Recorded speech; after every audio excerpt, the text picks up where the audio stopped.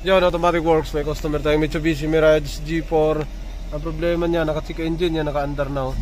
Tapos, nung in-scan natin, ang fault code niya, oxygen sensor, bank 1, yan. RAID DTC.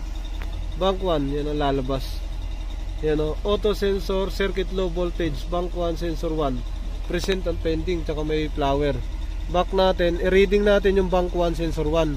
Sa data stream, tingnan natin kung ano nangyari.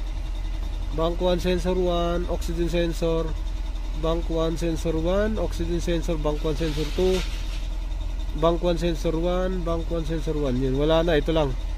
Isa lang naman yung bank 1, sensor 1. So sa makikita nyo, wala reading. Yan o. Yung bank 1, sensor 2,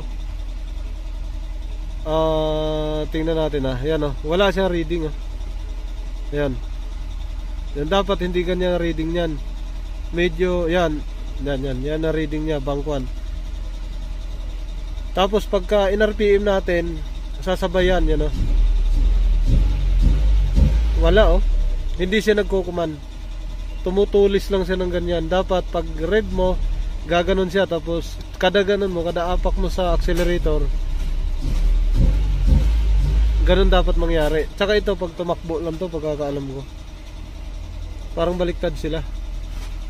Ano, tulis lang siya ng tulis oh. Rev natin na mataas, dapat nandoon yun sa taas. Wala siya sa 0 point, ayun oh. Dapat dito yun sa taas pag nag-rev tayo ng husto oh. Namamatay. Ayun oh. Hindi umaabot. Ayan, pumipitik lang siya. Dapat may reading yan. Kasi voltage yan eh. Dapat may reading.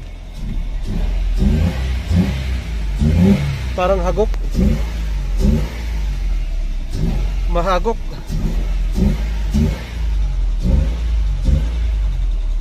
Tingnan natin yung oxygen sensor.